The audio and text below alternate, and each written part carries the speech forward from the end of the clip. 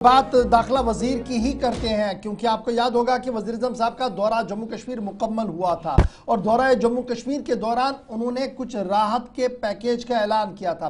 राहत का पैकेज, राहत की रसानी उन लोगों के लिए जो सरहदों पर तैनात थे, जिनके आशियाने टूटे थे, जो बुरी तरह से मुतासर हुए थे, और उन्हें इजाफी रकम देने की बात वजीर आज़म साहब ने अपनी तकरीर के दौरान की थी। लेकिन रात देर गए दाखिला वजारत ने बाज़ाब्ता तौर पर बड़ा फैसला लिया है और उस बड़े फैसले के तहत अब मजीद रकूमात दी जाएंगी और तकरीबन 25 करोड़ रुपया कंपनसेशन के तौर पर बॉर्डरों पर तैनात उन लोगों को दिया जाएगा, उन आशियानों को दोबारा तामीर करने के लिए दिया जाएगा जो जम्मू कश्मीर से लेकर पंजाब तक नुकसान की जद में आ चुके हैं। वज़ीर आज़म साहब की तरफ से गुज़श्ता दिनों ये एडिशनल कंपनसेशन की बात कही गई थी, जिसके बाद इसको बाज़ाब्ता तौर पर अमली जामा रात देर गए वज़ारत दाखिला ने दे दिया है। वज़ीर आज़म ने 2 लाख रुपया इजाफी रकम उन लोगों के लिए जिनके मकानात मुकम्मल तौर पर तबाह हुए हैं, 1 लाख रुपया उस खानदान के लिए, उस घर के लिए जो जुज़वी तौर पर जिसका नुकसान हुआ है। ये रकम वो है जो रियासती हुकूमत की तरफ से दी गई है, उससे इजाफी रकम ये भी होगी। और इसी तरीके से तकरीबन 2000 घर ऐसे हैं जो ये कंपनसेशन रिसीव करेंगे जी जम्मू कश्मीर और पंजाब के अंदर, जिसमें सबसे ज़्यादा जम्मू कश्मीर के लोगों को ये मिलेगा, चाहे वो करना हो, केरन हो, टंगडार हो या उड़ी के कुछ इलाके हो, फिर जम्मू का पुंछ रजौरी सबसे वर्स्ट हुआ, इधर से सांबा कठुआ के इलाकों के अंदर भी कुछ नुकसान हुआ है, तो उस ज़िमन में ये सबसे ज़्यादा पैसा जो है वो वहाँ पर बांटा जाएगा। वज़ीर आज़म के वज़ीर आज़म की तकरीर के बाद दाखिला वजारत हरकत में आई है और दाखिला वजीर अमित शाह ने बाज़ाब्ता तौर पर इन मकानों को राहत पहुंचाने के हवाले से ये इजाफी रकम देने का ऐलान कर दिया है और बाज़ाब्ता तौर पर नोटिफिकेशंस और हुक्मनामा जारी कर दिया गया है। कुल मिलाकर आप देखेंगे तो ये वो इलाके हैं जो मुख्तलिफ हिस्से हैं जम्मू कश्मीर में, राजौरी, पुंछ, करना, टंगधार, या नॉर्थ कश्मीर से पीर पंचाल बेल्ट बुरी तरीके से मुतासिर हुआ। 20 से ज़्यादा लोगों की मौत हुई। और याद रखिएगा, आज 10 मई के बाद जब सीज़ फायर हुआ भारत और पाकिस्तान के दरमियान, जंगबंदी मुआहदे पर अमल दरामद होगा, दोनों तरफ से इत्तफाक इस बात पर हो गया, तो आज 10 जून को जंगबंदी मुआहदे पर अमल दरामद को 1 माह मुकम्मल हो गया है। इसी 1 महीने के दौरान कई उतार चढ़ाव, ऑपरेशन सिंदूर, पाकिस्तान की तरफ से हमले और ये सारी कोशिशें या जो सारे इक़दाम हमने देखे, इस दरमियान मुख्तलिफ हिस्सों के अंदर नुकसान जम्मू कश्मीर ने उठाया। उनमें मुख्तलिफ सरहदी इलाके थे, बेल्ट थे। आज 1 महीना मुकम्मल हो गया, थोड़ी देर में उस पर एक रिपोर्ट भी दिखाएंगे, लेकिन कोशिश कर रहे हैं कि मुख्तलिफ इलाकों से हमारे नुमाइंदों के अलावा अरकान असेंबली भी ज्वाइन करें अगर राब्ता हो सका। कम से कम मौजूदा वक्त, ये जो 1 महीने के अंदर उतार चढ़ाव या तब्दीलियां हमने देखी हैं, इसको समझने की कोशिश करेंगे। पहले ज़रा जमशीद मलिक के पास चलेंगे, राजौरी से हमें ज्वाइन कर रहे हैं। जमशीद, आज 1 महीना मुकम्मल हो गया है। वो जो सरहदी इलाकों में, सरहदी बेल्ट के अंदर गैर यकीनी सूरत हाल, वो जो डर और खौफ वाला माहौल, वो जो अजीब व गरीब कैफियत थी, अगर मैं ये पूछूं आज 30 दिनों के बाद उस सूरत हाल से बाहर निकलने में लोग कामयाब हुए और इंतजामिया या हुकूमती इदारों की जो जिम्मेदारियां थी वो निभाने में कामयाब हुए, तो ऐसी क्या सूरत हाल नजर आती है जहां ये कहा जाए कि सब कुछ फिलहाल मौजूदा वक्त में जब आप हम सब बात कर रहे हैं तो लाइन ऑफ कंट्रोल या इंटरनेशनल बॉर्डर पर ठीक ठाक है? बिल्कुल, जहां तक ये कहें ठीक ठाक वो जरूर कह सकते हैं, मगर लोगों के अंदर डर, खौफ, दहशत आज भी है। उसकी बड़ी वजह यह है क्योंकि आज 1 महीना जरूर मुकम्मल हुआ, मगर वो जख्म जरूर अभी भी हरे भरे हैं। उससे आप यही अंदाजा लगा सकते हैं कि इन दोनों अजला में, खिताई पीर पंचाल के दोनों अजला में इस शेलिंग में 906 रिहायशी घरों को नुकसान पहुंचा और 17 के करीब लोगों ने अपनी जानें गंवाई और 100 के करीब लोग इसमें जख्मी हुए। और वो निशान अभी भी इसी तरह देखने को मिलते हैं इस खिता के अंदर, जिससे लोगों के अंदर दहशत जैसा माहौल आज भी है। वो उसकी बड़ी वजह यह है कि शेलिंग खिताई पीर पंचाल में उस वक्त से लाइन ऑफ कंट्रोल पर देखने को मिलती थी जब मुल्क की तकसीम दोनों ममालिक के दरमियान तकसीम हुई, मगर उसके बाद शहरी आबादी पर पहली बार इस तरह शेलिंग देखने को मिली, जिसके बाद वो दहशत, डर का माहौल आज भी बरकरार उसी तरह है। क्योंकि आज भी वो टूटे फूटे घरों पर जब नजर पड़ती है, वो लोग जिनके घर मुकम्मल तबाह हुए आज भी अपने आशियाना खड़े करने के लिए एक एक तिनका दोबारा जमा करना शुरू कर चुके हैं। मगर दहशत जैसा माहौल अगर ये कहें कि लोगों के अंदर से वो दहशत निकली है तो अभी भी नहीं निकली, क्योंकि आज भी कहीं पे भी बैठो उस इन्हीं बातों पर दोबारा चर्चा लोगों के अंदर देखने को मिल रही है। क्योंकि अब जो चीजें लोगों की तरफ से, हालांकि सरकार की तरफ से जरूर नए बंकर बनाने की बातें जरूर की जा रही हैं, नए बंकरों का काम भी शुरू हो चुका है, मगर शहरी आबादी वो एक बड़ा चैलेंज जरूर है, क्योंकि घनी आबादी, शहरी आबादी, कंजेस्टेड इलाके, इन इलाकों के लोगों के लिए बंकर बनाना एक बहुत बड़ा चैलेंज जरूर रहेगा। वो डर खौफ लोगों के अच्छा, अंदर जब अभी तक भी देखने हुकूमती को मिल रहा मंसूबे है। पर काम होता है जमशीद, बहुत सारे इलाकों से इतलात हैं कि लोगों ने अपनी मदद आपके तहत भी कच्चे ही सही मगर बंकरों की तामीर शुरू भी की है, ये बात किस हद तक दुरुस्त है? और दूसरी ये, जो लोग अपने घर बार या अपने इलाके को छोड़कर चले गए थे, क्या मुकम्मल तौर पर सरहदी इलाकों में वापसी हुई और मामूल की सरगर्मियां अब पहले की तरह चल रही हैं? आज से बिल्कुल मुकम्मल तौर पर लोग जरूर वापस अपने घरों को लौट आए, क्योंकि इस बार की शेलिंग के दौरान एक चीज और जो देखने को मिली, पहले वो मैं बताता हूं, क्योंकि इससे पहले जब भी पाकिस्तान की तरफ से लाइन ऑफ कंट्रोल पर शेलिंग की जाती थी उसके सबसे ज्यादा निशाना बनते थे लाइन ऑफ कंट्रोल के नजदीक के लोग।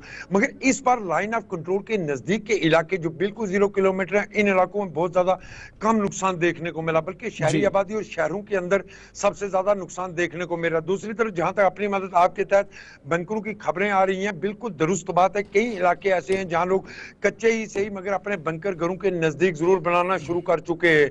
मगर दूसरी तरफ सरकार की तरफ से भी अब इन इलाकों में बंकर बनाने के लिए काम शुरू कर दिया गया है। कई हद तक हमने देखा सर्वे कई जी। जगह और कई जगह काम भी शुरू कर दिया गया है। हालांकि पिछले दिनों हमने देखा शहरों के अंदर भी इंतजामिया के लोग पहुंचे हुए थे, वो भी कुछ ऐसे इलाके आइडेंटिफाई कर रहे थे जहां बंकर बनाए जाए। मगर वही चीज जो मैं बार बार पहले भी कही कि बड़ा सवाल यही रहेगा कि शहर के अंदर घनी आबादी और घनी आबादी के अंदर ऐसी जगह मिलना बहुत ज्यादा ठीक है, मुश्किल बहुत देखने को शुक्रिया मिल रहा है जमशीद जहां मलिक, वो लोग। हमारे साथ राजौरी से आप रहे, तफसीलात फराहम की। एक माह जब मुकम्मल हुआ है तो ज़रा चीज़ों को और समझेंगे। मुजफ्फर खान साहब हमारे साथ हैं, रुकन असेंबली हैं, थाना मंडी से हमें ज्वाइन कर रहे हैं और मुसलसल सरहदी इलाकों में जो सूरत हाल रही है उस पर नजर रही है। बहुत शुक्रिया, खुशामदीद एडवोकेट मुजफ्फर साहब। क्या सूरत हाल इस वक्त आप जिसका आप मुशाहिदा कर पा रहे हैं सरहदी इलाकों में, कितने हालात बेहतर पहले के मुकाबले? और ये जो एक महीने के अंदर उतार चढ़ाव और कशीदगी हमने देखी, इस दरमियान जो नुकसान हुआ है, ओवरऑल शहरियों के तहफ़्फ़ुज़ की जहाँ तक बात है, सरकारी सतह पर इक़दामात हो, मकामी सतह पर इक़दामात हो, ये जो कोशिशें, ये इक़दामात हुए, कितनी सही साबित हुई? और क्या सूरत हाल इस वक्त, पर्टिकुलरली चूँकि आप भी उस बेल्ट से आते हैं जहाँ हद मुतारका बिल्कुल चंद किलोमीटर की दूरी पर वाक़ है? बिल्कुल सही फरमा रहे हैं आप। मेरी कंस्टिट्यूंसी जो है जिससे मैं इलेक्ट हुआ हूँ वो almost more than half of the constituency जो है वो बॉर्डर एरिया में आती है। और मैंने ग्राउंड जीरो पे जाकर जब देखा तो पहली बात तो ये है कि इससे पहले जितने भी बंकर बने थे वो या तो इनकम्प्लीट थे, उनके छत नहीं थे, या बहुत ही सब स्टैंडर्ड थे। और लोगों में खौफ व हरास अभी तक भी आप महसूस कर सकते हैं। नुकसान का तखमीना लगाना अभी भी मुश्किल है, क्योंकि मुझे नहीं लगता है कि उस इलाके में कोई भी घर बचा हो जिसको थोड़ा बहुत नुकसान न हुआ हो। कोई भी ऐसा घर नहीं बचा है जी। और जो अमाउंट इन्होंने रखा है कि हम प्रोवाइड करेंगे वो बहुत ही कम है। जिस तरह आप अगर शहरी इलाका लेंगे तो जिसका मकान शहर की घनी बस्ती के अंदर, घनी आबादी के अंदर अगर नुकसान हुआ है तो उसका मटेरियल इवैक्यूएट करने के लिए भी वो पैसा पूरा नहीं होगा, बनाना तो बहुत दूर की बात है। तो उसके लिए एक स्पेशल पैकेज की जरूरत है।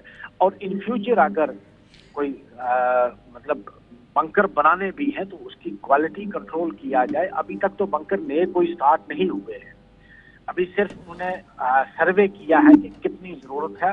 जरूरत तो अगर देखा जाए तो हर घर के नजदीक एक बंकर की जरूरत है, छोटा बंकर ही हो लेकिन जहां वो अपना सर छुपा सके। लेकिन ये जो सर्वे कर रहे हैं ये कहते हैं कम्युनिटी बंकर, तो कम्युनिटी हिली एरिया में जहां स्कैटर्ड पॉपुलेशन है, वहाँ क्लस्टर पॉपुलेशन हमारे एरिया में होती नहीं है। वहाँ पॉपुलेशन जितनी भी है वो दूर दूर है। तो वो लोग जब शुरू होती, जब गोलाबारी स्टार्ट होती है तो वो लोग दौड़ के वहां पहुंचने में ही 1 घंटा लग जाएगा। तो रास्ते में वो पहली तो बात यह कि सेफ नहीं है उनके लिए जाना, वो कभी जा ही नहीं पाएंगे वहां। तो वो इंडिविजुअल बंकर अगर हर घर के साथ, हालांकि इसमें भी कोई शक नहीं, जिस तरह जमशेद जी कह रहे थे कि लोगों ने अपने तौर पर खंड के, उनको हम बंकर तो नहीं कह सकते पर खंदक कह सकते हैं कि गड्ढे मारे हैं अपने तौर पर अपने घरों के पास, छुपने की। मुजफ्फर खान साहब, अभी तो मरकजी हुकूमत ने एक अनाउंसमेंट कर दिया कि मजीद बंकर्स बनाए जा रहे हैं। आप कह रहे हैं कि जनाब लोग खुद खंदक खोद रहे हैं अपनी जान और माल को बचाने के लिए, अपनी आसपास के लोगों को बचाने के लिए। रियासती इंतज़ामिया या रियासती हुकूमत की जब हम बात करते हैं, हमने देखा कि उमर अब्दुल्ला वहाँ चले गए, डिप्टी चीफ मिनिस्टर साहब दौरा लगाते रहे, तो उस बीच अभी सूरत हाल क्या कुछ है? क्या कुछ आपको नज़र आ रहा है कि कुछ कंक्रीट रियासती इंतज़ामिया रियासती हुकूमत की तरफ से भी हो रही है? देखिए, अभी तक तो ऑन ग्राउंड कुछ उसका इफेक्ट हुआ नहीं। ठीक है, उमर साहब भी गए, उन्होंने जाकर लोगों की हौसला अफजाई भी की, लोगों के जाने से एडमिनिस्ट्रेशन थोड़ी बहुत हरकत में आई, लेकिन अभी तक उसका ये कहें कि स्टार्ट हो गया है, कुछ ऐसा नहीं है। प्लानिंग चल रही है, सर्वे हो रहा है। अब वो जब बनेंगे, तैयार होंगे या स्टार्ट होंगे, तो तभी हम कह सकते हैं कि इसका कोई इम्पैक्ट पड़ा है।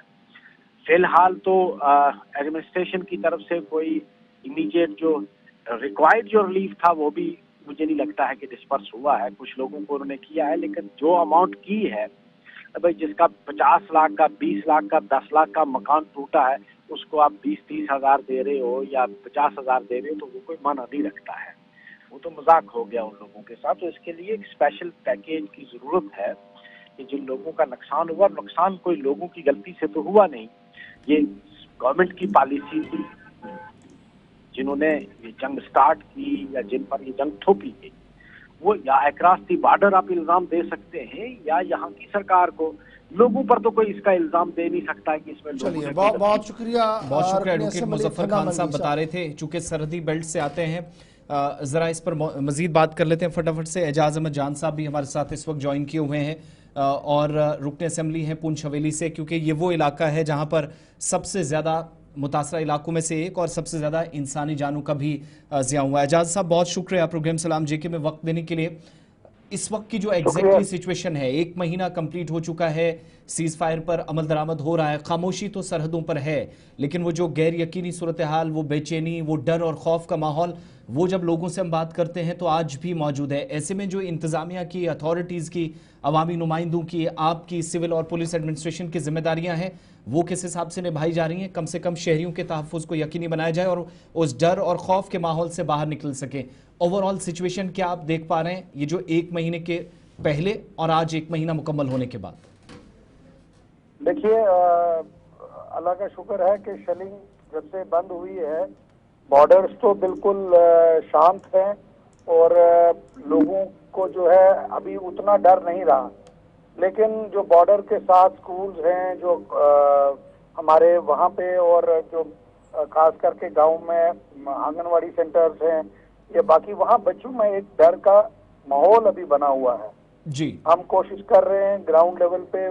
खुद में अभी भी अपना एक दूर दराज का एरिया है हमारा दलान का, जो बिल्कुल जीरो लाइन पे है, अभी मैं वहाँ पे हूँ। हम यहाँ पे भी विजिट कर रहे हैं, जो बच्चों में जा रहा हूँ।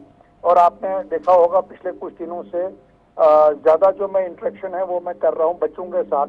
मैं खड़ी करमाड़ा के एरिया में भी जो जीरो लाइन है वहाँ पे मैं गया, प्राइमरी स्कूल में गया, बच्चों को मिला और उनसे मैंने पूछा, मैंने कहा बच्चों डर तो नहीं है? उन्होंने कहा, छोटे बच्चे थे, उन्होंने कहा कि हमें घर के लिए थोड़ा डर है।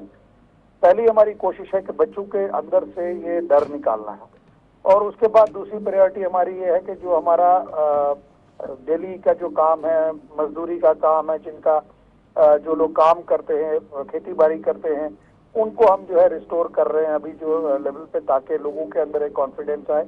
और पुंछ शहर की मैं बात करूं, अभी भी 20 से 30% लोग जो हैं वो पुंछ शहर में वापस नहीं आए हैं, क्योंकि पहली बार पाकिस्तान की जो शेलिंग है वो पुंछ शहर में सिविलियन एरियाज में हुई है। तो उन लोगों से भी हम बिल्कुल जो है अपना कांटेक्ट बना रहे हैं कि आप वापस आ जाइए, अब माहौल वैसा नहीं है, और वो भी आने के लिए तैयार हैं। थोड़ा सा उसमें वक्त लगेगा। जो खास करके एक डिमांड बंकर्स को लेके बहुत ज्यादा डिमांड है, क्योंकि हमारे जैसे आप जानते हैं राइट फ्रॉम 1947 से आज तक हर 2 साल 3 साल के बाद यहाँ माहौल खराब होता है और शेलिंग शुरू हो जाती है। हर 5 साल के बाद शेलिंग होती है, और अमूमन अगर मैं 2018 की बात करूं 5-6 लोग उससे मारे गए, उससे पहले भी अगर करूं नंबर बहुत हाई है।